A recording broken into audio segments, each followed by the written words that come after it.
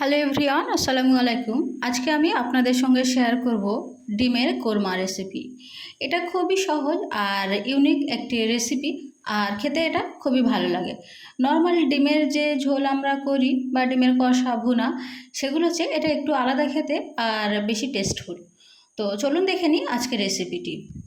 প্রথমেই আমি এখানে 5টা ডিম নিয়েছি সিদ্ধ করে। আমি এটা আগে থেকেই সিদ্ধ করে রেখেছিলাম। ভিডিওর মাঝে সিদ্ধ করা দেখাতে ভিডিওটা অনেক বড় হয়ে যায়, তাই আমি এটা আগে থেকেই সিদ্ধ করে নিয়েছিলাম। তো আমি সিদ্ধ ডিমগুলো খোসা ছাড়িয়ে নিয়েছি। আর দেখা পাচ্ছেন আমি একটা কাঁটা চামচের সাহায্যে এই ডিমের গাটা একটু ফুটো ফুটো করে নিচ্ছি, যেন এটাতে মশলাটা ভালোভাবে ঢোকে। তাই তো আমি এটার উপরে খুব অল্প পরিমাণ লবণ দিয়েছি, আর এখানে আমি দিচ্ছি লঙ্কার গুঁড়ো। আপনারা লঙ্কার গুঁড়োটা স্কিপ করতে পারেন, শুধু ভাজতে পারেন লবণ দিয়ে। অনেকে হলুদ গুঁড়ো এটা ব্যবহার করেন, সেক্ষেত্রে করতে পারেন। আমি এখানে হলুদটা দিইনি, আমি লঙ্কাটা ব্যবহার করেছি। এরপরে আমি একটা প্যান নিয়ে নিচ্ছি, আর সেটার মধ্যে রান্নার তেল দিয়ে দিয়েছি, আর তার উপরে দিয়ে দিচ্ছি পেঁয়াজ।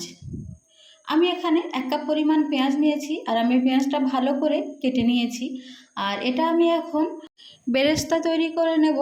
এই রান্নাটার জন্য বেরেস্তা থাকা খুবই প্রয়োজনীয়।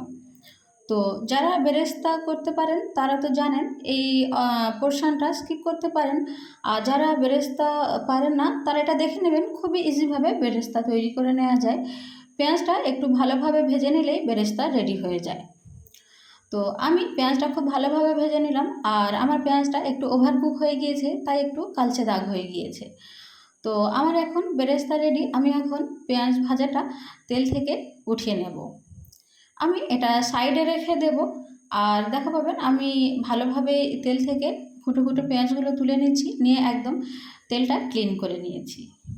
এরপরে আমি দিয়ে দিচ্ছি ডিম সিদ্ধটা। আমি যে লবণ এবং লঙ্কার গুঁড়ো মাখিয়ে রেখেছিলাম, সেই ডিমটা দিয়ে দিচ্ছি, আর এটা একটু অল্প করে ভেজে নেব। এর গাটা একটু লালচে আকার ধরলে আমি তেল থেকে ডিমগুলো তুলে নেব। এটা খুব বেশি আমি ভাজবো না। আপনারা জানেন ডিম ভাজতে খুব বেশি সময় লাগে না, বা খুব বেশি ভাজার প্রয়োজন পড়ে না। আমি জাস্ট অল্প একটু ভেজে নিচ্ছি। ভাজা হয়ে গেলে এটার মধ্যে দিয়ে দেবো আমি গোটা মশলা। আমি এখানে দিচ্ছি তেজপাতা 2টো, এলাচ 3টে এবং লবঙ্গ দিয়েছি 4টে। এগুলো সব আমি গোটায় দিয়েছি। এরপরে আমি আদা এবং রসুনের পেস্ট দেব 2 টেবিল চামচ। আমার আদা এবং রসুনের পেস্ট যেহেতু একসঙ্গে বাটা আছে, তাই আমি টোটাল 2 টেবিল চামচ দিয়েছি। তো আদা এবং রসুনের পেস্ট দেওয়ার পরে আমি খুব ভালোভাবে এগুলো একবার নেড়ে নেব। আর যেন কড়াইয়ের গায়ে লেগে না যায়, সেজন্য একটু ঘন ঘন নাড়তে থাকবেন। এরপরে আমি দিয়ে দেব পেঁয়াজ বাটা। আমি এখানে 1 কাপ পরিমাণ পেঁয়াজ বাটা দিয়েছি। আমি 2টো বড় সাইজের পেঁয়াজ নিয়েছিলাম এবং সেটা বেটে নিয়েছি। আমি মিক্সার গ্রাইন্ডারে দিয়ে গ্রাইন্ড করে নিয়েছি। আপনারা চাইলে এটা একদম কিউব করে ছোট ছোট করে কেটে নিতে পারেন, বেটে দিলে এটা বেশি ভালো হয়। তো আমি পেঁয়াজ বাটাটা দিয়েছি, দিয়ে ভালোভাবে একবার করে নেড়ে দেব, যেন এই কড়াইটার গায়ে লেগে না যায়। তাই একটু ঘন ঘন নাড়তে হবে। এই রান্নাটায় খুব বেশি মশলার প্রয়োজন নেই, কিন্তু খুবই টেস্টফুল হয় এই রান্নাটা। আর এরপরে আমি এটার মধ্যে দিয়ে দেব টমেটো বাটা।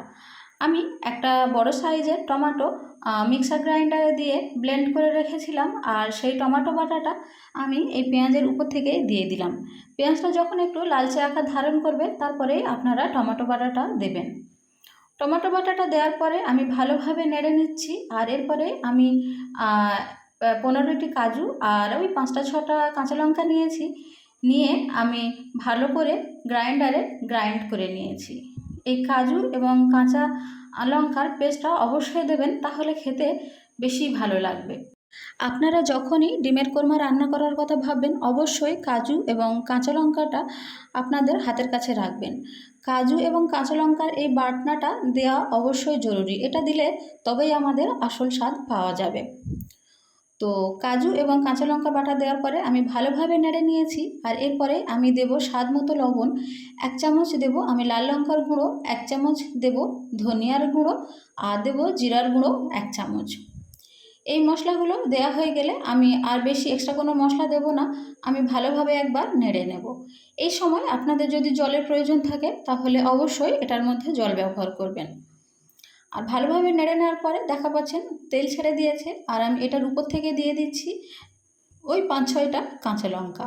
কাঁচা লঙ্কাগুলো আমি গোটা দিয়েছি, আপনারা চাইলে চিড়ে দিতে পারেন। আর যারা একটু ঝাল বেশি খেতে পছন্দ করেন তারা ঝালের পরিমাণটা একটু বাড়িয়েও নিতে পারেন। তো সবগুলো দেওয়া হয়ে গেলে আমি খুব ভালোভাবে নেড়ে নিচ্ছি। আর এরপরে আমি দিয়ে দেব টক দই। আমি এখানে 100 গ্রাম টক দই ভালোভাবে ফেটিয়ে রেখেছিলাম। আর টক দইটা যখন দেবেন তখন গ্যাসের ফ্লেমটা অবশ্যই লোতে করে দেবেন, না হলে টক দইটা ফেটে যাওয়ার সম্ভাবনা থাকে।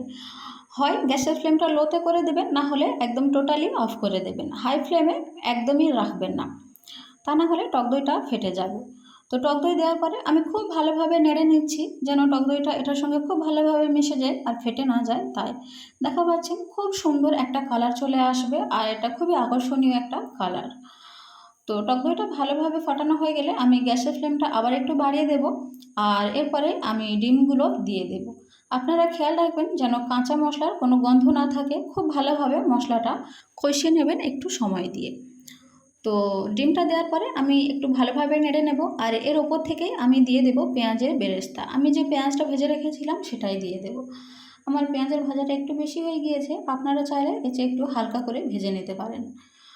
আর দেখা পাচ্ছেন এটা দেখতে খুবই আকর্ষণীয় হবে আর খেতে হবে অনেক বেশি টেস্টফুল। আমরা যে নর্মাল ডিমের কষা বা ভুনা করি সেটা চেয়ে এটা অনেক বেশি টেস্টফুল হয়।